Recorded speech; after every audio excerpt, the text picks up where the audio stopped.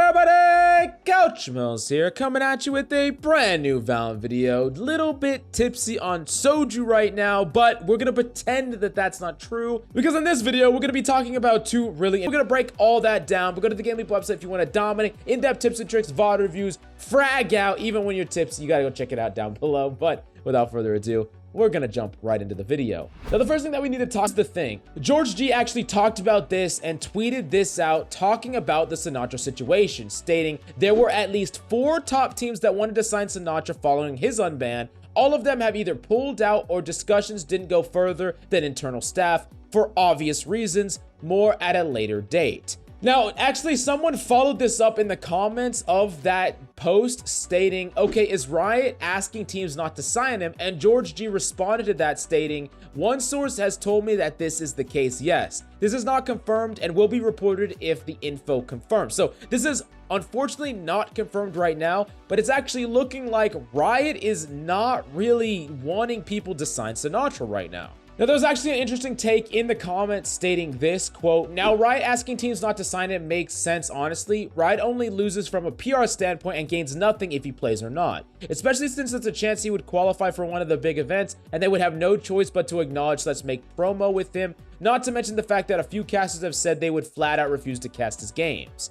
Now, TwiggyCast actually responded to this in the Reddit thread stating this, I can't speak for anyone else, but I am and will continue to be completely open about refusal to commentate over his games or participate in content pieces that mention him unless he's unequivocally cleared. Now, honestly, hearing this story, I really don't know how to feel. The soju isn't talking for me, so I really want to know your opinion down below. Do you agree, disagree? I didn't really give my opinion, I'm just asking questions, but I really want to know what you think, because to me, it seems like kind of a rock and a hard place, right? But I don't really think it's fair either way, and I really want to know your opinion about all of it down below. Now, the next thing that we need to talk about is a big Reddit thread that blew up talking about an actual solution to smurfing the low rank / hard stuck experience. And basically what he was trying to present is that there would be an exponentially increasing coefficient the lower in rank you go up to the higher in rank you go. So basically, if you're at the very lowest ranks, your individual performance matters a whole bunch. And as you start to climb, it matters less and less. And it really starts to eventually peter out until your win rate is what matters more as you climb up to platinum, diamond, and above.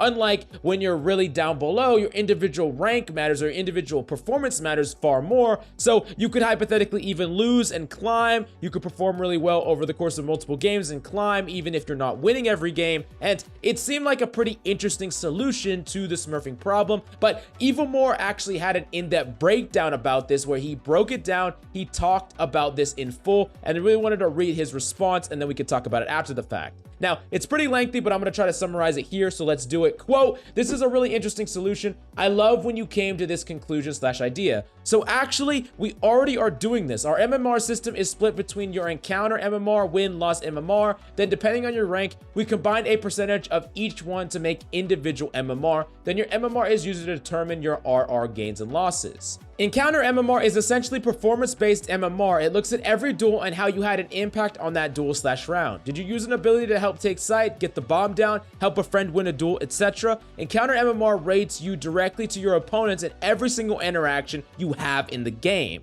In lower ranks, a counter is weighted extremely heavily, and if you are a smurf, the system is pretty good at detecting this. We've seen accounts get detected and moved in less than 5 to 10 games. Some people may remember 10s getting into rated MMR in 16 games. As you get higher in ranks, win-loss MMR matters more because reaction time / aim start to become closer on average, and team play / game sense become a bigger factor in winning games. You can have an IGL Sage drop 10 kills, but be the reason you won, for example. The issue with smurfs is that players will manipulate their matches to stay smurfing. Players will either play their 10 games and the account will get adjusted, or they'll start to purposely tank their games or not play at their skill level to try to stay at lower ranks. Our MMR movement is really good at detecting smurfs, and we are looking into ways to shore up our MMR math and improve it even more. We will always be trying to improve our MMR system. These points I listed above are why I get sent screenshots that have a bronze and a diamond game. While it sucks to see a bronze and diamond, if that bronze plays some games, they will promote skip pretty quickly and get to diamond. We will rather catch a smurf or correct a player that had an insane increase in skill than allow a diamond in sheep's clothing to smash their way through the ranks to get diamond.